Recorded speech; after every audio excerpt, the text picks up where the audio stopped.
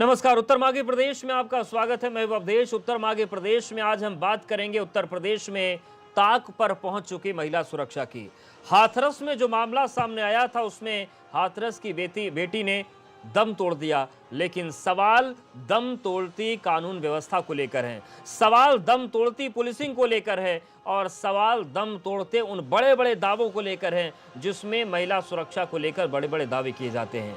लेकिन सवाल विपक्ष की भूमिका पर भी आज है। जिस तरीके से पूरा मामला आया, जिस तरीके से पूरी सियासत हुई, उसमें क्या सवाल यह है कि महिलाओं की सुरक्षा पर केवल राजनीति होती है? क्योंकि जिस तरीके से आज चौंकाने वाले खुलासे इस पूरे मामले में आए, क्या उस सच को जानने का इंतजार किसी को नहीं था, केवल राजनीति करनी थी? और सबसे अहम सवाल ये कि क्या उत्तर प्रदेश में बेटियों की सुरक्षा पूरी तरीके से ताक पर जा चुकी है? उत्तर माघी प्रदेश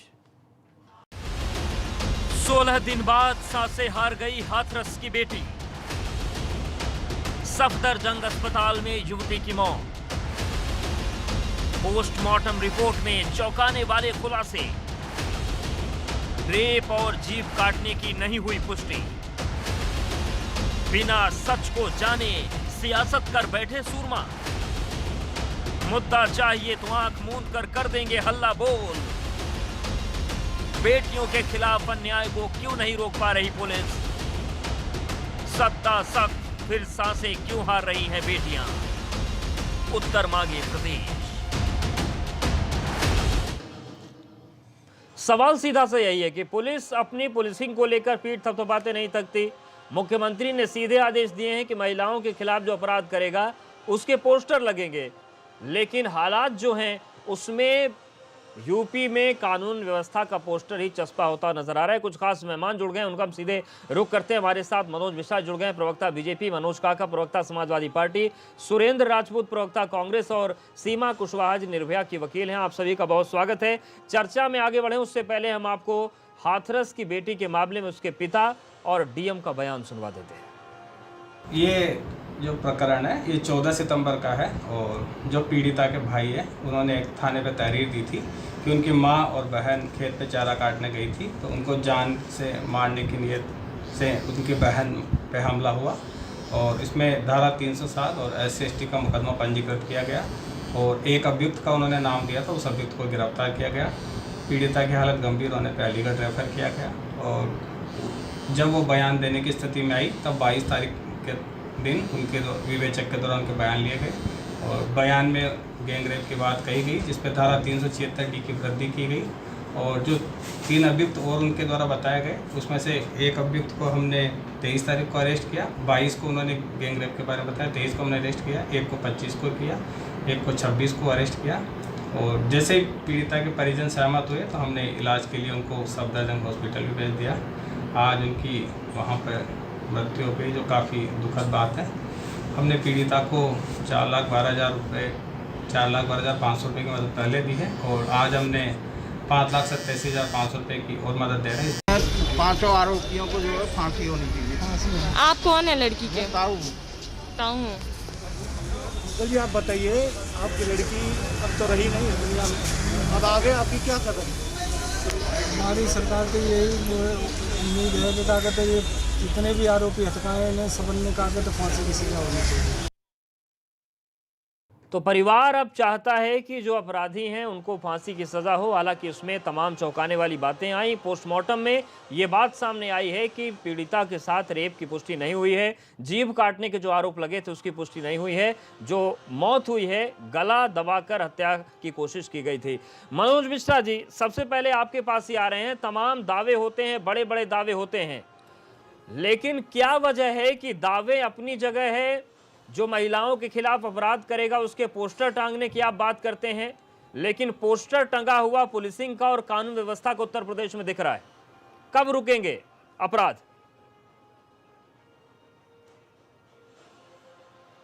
देखिए अवधेश जी, ये वास्तव में बहुत दुखद है और वो चिंतनीय विषय है। और एक साथ ये है कि जो राजनीति के अलावा, जो अपराध के अलावा जो संवेदनशीलता है समाज की, वो भी कहीं न कहीं मर रही है। ये भी एक विचारणीय प्रश्न है। दूसरा विचारणीय प्रश्न है कि उस लड़की को न्याय मिलना चाहिए, पीड़िता को, और उसके साथ जितना सख्ती से कानून काम कर सकता है करने की कोशिश करेगा। तीसरी चीज़ ये है कि राजनीति करनी चाहिए, कोई समस्या नहीं है, लेकिन विपक्ष बिना तथ्य जाने राजनीति करता है। इस पीड़िता के बारे में कहा विपक्ष ने कि जीभ काट ली गई और बलात्कार हुआ, जो कि मेडिकल रिपोर्ट में जिसकी पुष्टि नहीं हुई। और चौथी चीज़ ये है कि ये बात सत्य है कि जैसे एक विधायक, पूर्व विधायक गिर के मर गए थे, उनका हार्ट अटैक हो गया, तो उसको भी उन्होंने कहा था कि पीट पीट के मार डाला, विपक्षियों ने कहा था। तो संवेदनशीलता विपक्ष में के साथ साथ संवेदनशीलता भी जरूरी है, ये बात है। दूसरी बात ये है कि इस पीड़िता की, जैसा कि डीएम ने बताया, जैसा कि अन्य स्रोत कह रहे हैं कि चारों गिरफ्तार हो गए। जो भी फास्ट ट्रैक कोर्ट में योगी जी ने कहा है कि फास्ट ट्रैक कोर्ट में मुकदमा चलेगा, अब उसको वापस तो नहीं लाया जा सकता। नहीं, वो बहुत अच्छी बात है। संवेदनशीलता का जो सवाल है वो मैं विपक्ष से कर लूंगा, मनोज जी भी बता देंगे, वो आपको सुरेंद्र राजपूत जी बता देंगे। लेकिन सवाल ये है कि उत्तर प्रदेश में हर 2 घंटे पर एक रेप का मामला जो दर्ज हो रहा है, क्यों हो रहा है? यही रोकने के लिए तो आए थे आप लोग।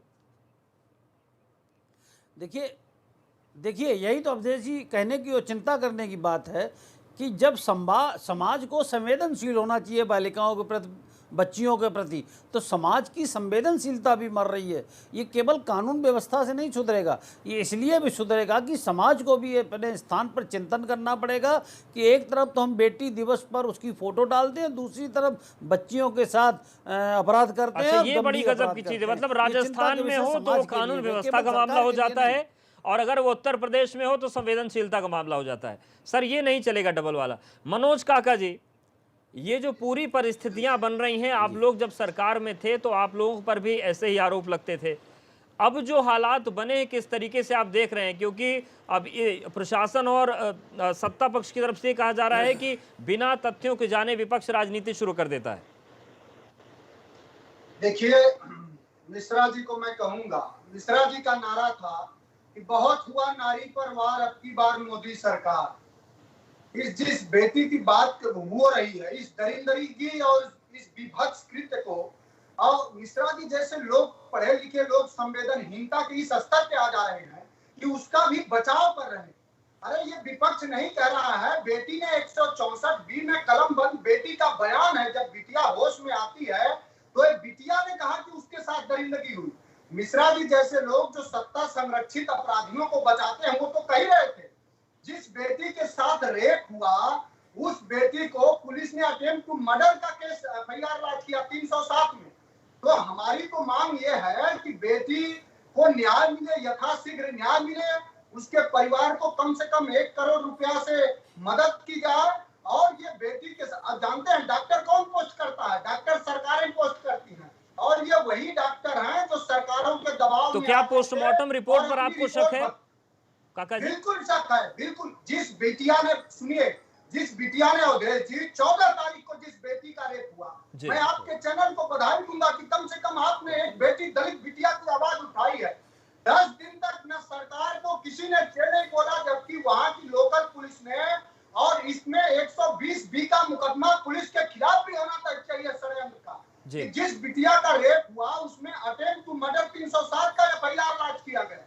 तो कहीं न कहीं IPC का और सरकार के संरक्षण का उसमें प्रभाव रहा। बिल्कुल, ये बड़े गंभीर आरोप है। मनोज मिश्रा जी आपके पास आएंगे। सुरेंद्र राजपूत जी, जैसा कि मनोज काका जी कह रहे हैं कि सवाल केवल जी खत्म कर रहा हूँ, और मैं इनसे पूछना चाहूंगा मिश्रा जी से कि NCRB की रिपोर्ट है कि विगत 3 सालों में उत्तर प्रदेश महिलाओं के प्रति सबसे असुरक्षित प्रदेश बना है।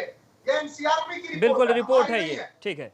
सुरेंद्र राजपूत जी, जो बात मनोज काका जी कह रहे हैं कि यहाँ पर न्याय की आस पर तो आशंका है ही, पोस्टमार्टम रिपोर्ट भी शक के दायरे में है। क्या आप लोग भी मानते हैं? क्योंकि अब सत्ता पक्ष के पास ये दलील आ गई है कि ठीक है, न्याय पर सवाल पूछे जाएं, महिलाओं पर सवाल पूछे जाएं, लेकिन विपक्ष बिना तथ्यों को जाने राजनीति शुरू कर देता है। पोस्टमार्टम रिपोर्ट पर आशंकाएं आपको भी हैं क्या?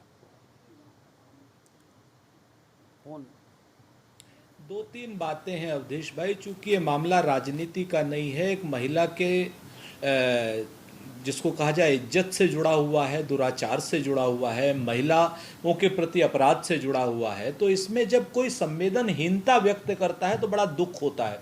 अब मैं बताऊं आपको 3 बातें, मैं यहाँ चिल्लाना नहीं चाहता अवधेश भाई। नंबर 1, जो सूचनाएं मिली, जो तथ्य मिले, वो हमें किसके जरिए मिले? मीडिया के जरिए मिले। तो क्या ये क्या नाम भारतीय जनता पार्टी के आदरणीय प्रवक्ता मीडिया को संवेदनहीन कह रहे हैं? जो हमें तथ्य मिले उसके दफा 164 के बयान से मिले, तो क्या ये उस लड़की को जो मृतका है, जो जिसके प्रति ये घृणित अपराध हुआ, उसको झूठा कह रहे हैं?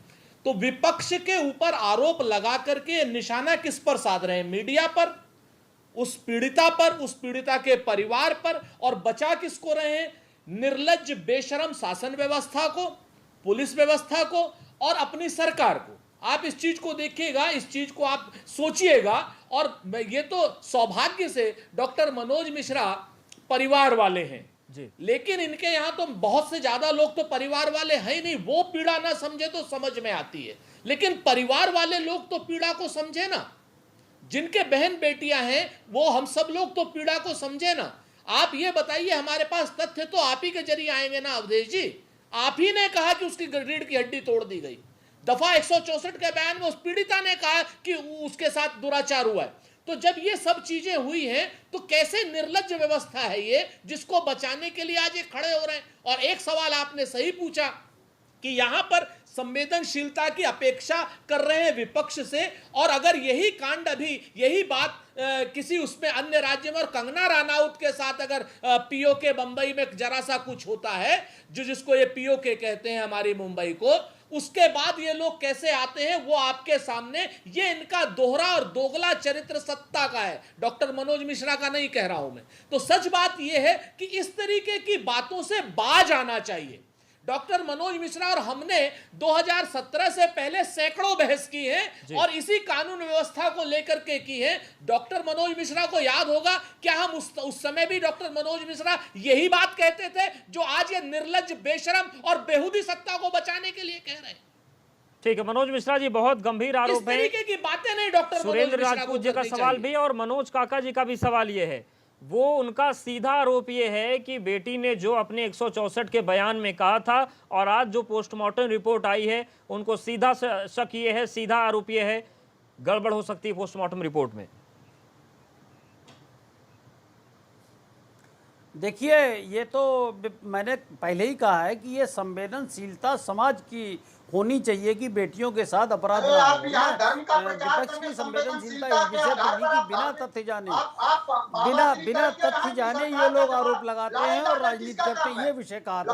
संवेदनशीलता समाज की होनी चाहिए, इस बात पर विश्वास किया जाना चाहिए। लेकिन जो जैसा कि सुरेंद्र राजपूत जी कह रहे हैं या मनोज काका जी कह रहे हैं, आप इन्हें रोकिए तो सही।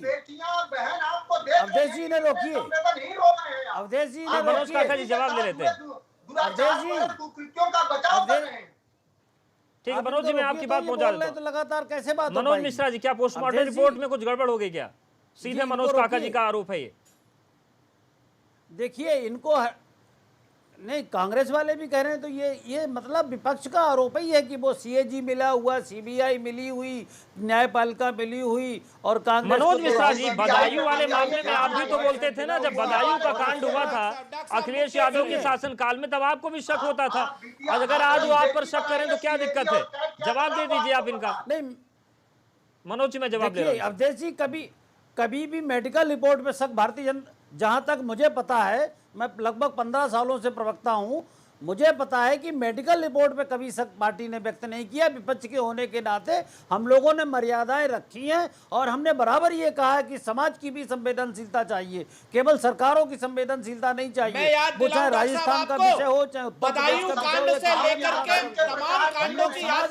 की अपेक्षा करते नहीं। बदायूं कांड हुआ था इस समाजवादी पार्टी के लिए, वो भी शर्म का विषय था, लेकिन समाज उसमें भी जिम्मेदार है। समाज की बेटियां उनके गृह जनपद से देखिए, लेकर आप लोग बोलने दीजिए, उसके बाद अपनी बात कहिए। आपका स्वागत है, आप बोलने दीजिए कृपया, उसके बाद अपनी बात कहिए। आपका स्वागत है। कहाँ है योगी का आप मनोज जी, मनोज काका जी और सुरेंद्र राजपूत तो बहुत वरिष्ठ प्रवक्ता हैं कांग्रेस के, उन्हें तो गंभीरता से सुनना चाहिए और मेरी बात भी सुननी चाहिए कि ये बात सही है कि घटित कार्य हुआ है, घटित घटना घटी है और इस घटना के लिए जितना कष्ट सहा जाए, जितना पीड़ित हुआ जाए, उतना पीड़ित होने की जगह है। ठीक है मनोज काका जवाब लेते हैं। सुरेंद्र राजपूत जी का एक सवाल था। मनोज मिश्रा जी, सुरेंद्र जी का भी सवाल ले लीजिए। सुरेंद्र जी, देखिए, मैं मनोज जी से आपको याद दिलाऊं, मनोज भाई ने और हमने ही बदायूं कांड की रिपोर्ट की थी। जब बदायूं कांड में यह हुआ था कि रेप नहीं हुआ, तब क्या नाम डॉक्टर मनोज मिश्रा ने और भारतीय जनता पार्टी के अन्य प्रवक्ताओं ने क्या कहा था, वो याद करें। देखिए, सच बात यह है कि मनोज मिश्रा जी को एक्सेप्ट करना चाहिए कि भारतीय जनता पार्टी के प्रवक्ता है। अगर ये निर्लज्ज पुलिस और निर्लज्ज शासन व्यवस्था के अगर ये प्रवक्ता हैं, तो निश्चित तौर पर फिर हमें इनको उसी हिसाब से ट्रीट करना होगा, और वो हमें ट्रीट करना आता है। अगर ये भारतीय जनता पार्टी के प्रवक्ता हैं, तो इन्हें पीड़िता के साथ खड़ा होना चाहिए। आज पीड़िता के लिए न्याय मांगना चाहिए। ये सपा, बसपा, कांग्रेस या भाजपा की बात ना होकर के ये उस पीड़िता के पक्ष की बात करे तो ज्यादा बेहतर होगा। लेकिन किंतु या पुरानी सरकारों की संवेदनशीलताहीनता में करके अपनी सरकार की, भाजपा सरकार के निर्लज्ज कार्यों का ये बचाव क्यों कर रहे हैं? ये पुलिस, उस पुलिस का, अंधी बहरी गूंगी पुलिस का बचाव क्यों कर रहे हैं जो 8 दिन तक मुकदमा नहीं दर्ज करने दे रही थी? आप बताइए, अगर आप मीडिया लोगों का प्रेशर नहीं होता तो मुकदमा 8 दिन बाद दर्ज हुआ है इसमें। क्या भारतीय जनता पार्टी के लोग इस बात को कहेंगे कि 8 दिन बाद मुकदमा दर्ज क्यों हुआ? बताएंगे इस बात को? कहां है योगी जी? कह रहे हैं 18 घंटे काम करते हैं। 18 घंटे तो दीमक भी काम करती है। मनोज मिश्रा जी, ऐसे व्यवस्था बनाने के लिए नहीं, बिगाड़ने के लिए काम करती है 18 घंटे दीपक। देखिए अवधेश जी, सुरेंद्र राजपूत जी बहुत तथ्यहीन बात कर रहे हैं। अब इनको क्या बताया जाए, इनको कैसे याद दिलाया जाए कि कांग्रेस 30 साल पहले जा चुकी, तो उसकी बात करना बेकार है। मैं बराबर ये कह रहा हूं कि अरे भाई, हमारे 30 साल को छोड़िए यार आप, लेकिन उस पीड़िता को न्याय दिलाए। सुनिए तो, नहीं, आप छोड़िए, मत जिंदा रहने दीजिए, हमें मर जाने दीजिए। लेकिन क्या आपके राज में बेटियां भी मरेंगी? हमें मर जाने दीजिए, आपके राज में बेटियां भी मरेंगी। सुनिए तो, बात पूरी सुनिए। आप किस तरीके की बात कर रहे हैं? आप इतनी गुस्सा जो दिखा रहे हैं वो नकली गुस्सा है। असली गुस्सा समाज को सिखाओ। आप नकली गुस्सा दिखा रहे हैं। सुरेंद्र राजपूत जी, आप नकली गुस्सा दिखा रहे हैं। आपको भी समाज की तरह संवेदनशील होना चाहिए। एक पीड़िता का इस तरह से प्रचार करना कि उसके साथ बलात्कार हुआ, उसकी मृत आत्मा के साथ अन्याय होगा, उसकी मृत आत्मा के साथ अन्याय होगा। एक पीड़िता को ये कहना कि उसके साथ बलात्कार हुआ है, ये कितना घृणित कर रहे हैं। और इसको विपक्ष को ये सोचना चाहिए, किसी पीड़िता के ऊपर बलात्कार जैसा आरोप, एक तो पीड़िता, उसके बाद आप बलात्कार का आरोप बिना जांच और उसके लगा देते हैं। संवेदनशीलता आप में भी कमी है, कांग्रेस में भी कमी है, कांग्रेस के प्रवक्ताओं में भी कमी है, कांग्रेस की मीडिया टीम में कमी है। आपको शर्म आनी चाहिए मित्रों, आपको शर्म आनी चाहिए, आपको शर्म आनी चाहिए। सुरेंद्र राजपूत, ये नकली गुस्सा से नहीं चलेगा कुछ। असली गुस्सा अपने अंदर लाइए। आप गुस्सा असली लाइए अपने अंदर। आप भ्रष्टाचार के मत गुस्सा लाइए। आप माफी मांगिए कि कांग्रेस ने इतना भ्रष्टाचार किया इस देश में, उसके लिए आप माफी मांगिए। जनता ने भी आपको माफ नहीं किया। जनता ने आपको शर्म आनी चाहिए। सुरेंद्र जी, आपको शर्म आनी चाहिए। नकली गुस्सा से कुछ नहीं चलेगा। आप असली गुस्सा होइए और इस बात को स्वीकार करिए। चुनाव की राजनीति आप असली गुस्सा होइए, आप नकली गुस्सा से काम ठीक है नहीं सर, चलेगा। किसका गुस्सा असली है, किसका नकली है, वो बाद में तय हो जाएगा। लेकिन सवाल ये है कि ये सुनिश्चित कौन करेगा कि उत्तर प्रदेश में महिलाएं सुरक्षित रहें। रोज अगर 11-12 घटनाएं हो रही हैं, देश में अगर पहला स्थान महिलाओं के खिलाफ उत्तर प्रदेश नंबर 1 रहता है, तो स्थितियां बदलेंगी कैसे? इस पर अगर हम बात करें तो ज्यादा बेहतर होगा। वक्त बहुत छोटे से ब्रेक का है, फौरन हाजिर होते हैं।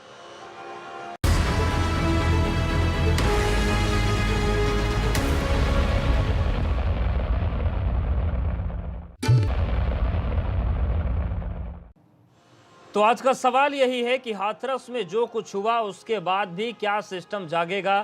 क्या पूरी व्यवस्था में एक बड़े बदलाव की जरूरत है? और सबसे अहम बात यह कि जब सरकार सख्ती का दावा करती है तब बेटियां ये सांसें क्यों हार रही हैं? मनोज काका जी, क्या जिस तरीके से पूरी व्यवस्था है, पूरी आपके सवाल हैं, वो दलीलें हैं, पक्ष और विपक्ष में आने से उस तरीके की दलीलें एक सी रहती हैं सबकी। आज आपको पोस्टमार्टम रिपोर्ट पर यकीन नहीं हो रहा है, कल जब आप सत्ता में थे तब उनको पोस्टमार्टम रिपोर्ट पर यकीन नहीं होता था। देखिए, मैं मिश्रा जी से चाहूंगा कि बहुत वीरता के साथ सुनेंगे, क्योंकि संवेदनशीलता का वो पाठ पढ़ा रहे हैं। और मनोज मिश्रा खुद ही बयान में और इस बहस में ही असंवेदनशील, उदंड और उन्मादी दिख रहे हैं। मिश्रा जी, आप उन्मादी और उदंड हो जाइए, लेकिन कम से कम संवेदनशीलता का जो पाठ पढ़ा रहे हैं, स्वयं भी संवेदनशील बने रहिए, आपसे यही गुजारिश है। देखिए, इस भारतीय जनता पार्टी ने जो नारा दिया अवधेश जी, नारा दिया कि बेटी बचाओ बेटी पढ़ाओ, नारा दिया कि बहुत हुआ नारी परवार अब की बार मोदी सरकार जी। तो मैं उसी भारतीय जनता पार्टी से और योगी जी से पूछना चाहता हूं कि क्या किया आपने बेटियों का? जो आप ही के सरकार की रिपोर्ट है, एक संस्थान की एनसीआरबी की रिपोर्ट है कि उत्तर प्रदेश महिलाओं के प्रति सबसे ज्यादा अपराध के मामले में अव्वल है। और जिस बेटी हाथरस पर आए, हम विषयांतर न हो, आपने बहुत पीड़ा की आवाज उठाई है। जिस बिटिया के साथ रेप हुआ, 8 दिन तक उसकी एफआईआर नहीं हुई। पहले जब एफआईआर हुई तो अटेम्प्ट टू मर्डर का एफआईआर हुआ। ये तो ईश्वर का धन्यवाद, ईश्वर ने दया करी और उस बेटी को लोगों की दुआ लगी कि थोड़े ही समय के लिए होश में आ गई। अगर वो बेटी होश में ना आई होती, 164 दिन में अपना बयान न दी होती बिटिया कि हमारा रेप हुआ है, तो मनोज मिश्रा जैसे लोग, देखिए उसके बयान को भी, जिस बेटी के साथ इतनी दरिंदगी हुई उसके बयान से इनको जरा भी संवेदनशीलता का पाठ अपने आप को नहीं याद आ रहा। उस पर ये संवेदनशील नहीं हो रहे, वहां ये संवेदनहीन हो जाते हैं। जहां योगी के कुकृत्यों की बात आती है, वहां भारतीय जनता पार्टी के प्रवक्ता, नेता और पूरे लोग संवेदनहीन हो जाते हैं। ऐसे ये शुचिता का, नैतिकता का पाठ पढ़ाने में और विषयों को विषयांतर करने में, तो ये तेज इनसे फिर पूछना चाहूंगा कि आप ये तय कब करेंगे? तो आपका सवाल था, ये आप तय कब करेंगे कि लॉ एंड ऑर्डर ठीक होगा? ठीक है मनोज जी, कब तय होगा? अभी तय नहीं हो पाया क्या? सुरक्षा होगी और हाथरस में बेटी के साथ जो हुआ है उसके देखिए तय है। और ये बात मनोज काका कह रहे हैं, जिनका जो सपा का इतिहास था वो पूरा प्रदेश जानता है, पूरा देश जानता है।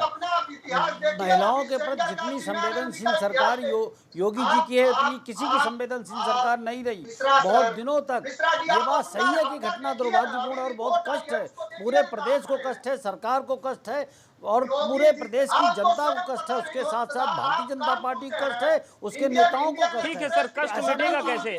सुरेंद्र राजपूत जी, वक्त कम है, ये बात कष्ट अगर है तो मिटेगा कैसे? ये कैसे मिटेगा कष्ट की महिलाओं पर अपराध बंद हो जाए? राजपूत जी, दो बातें बड़ी।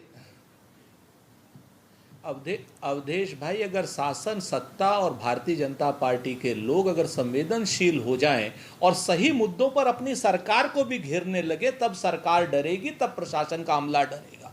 यहां पर ये लोग शासन और सत्ता को बचाने के लिए इतने अजीब और इतने बेशर्म तर्क देते हैं। तो शासन और सत्ता जो है वो कहीं ना कहीं अपने आप को बची पाती है।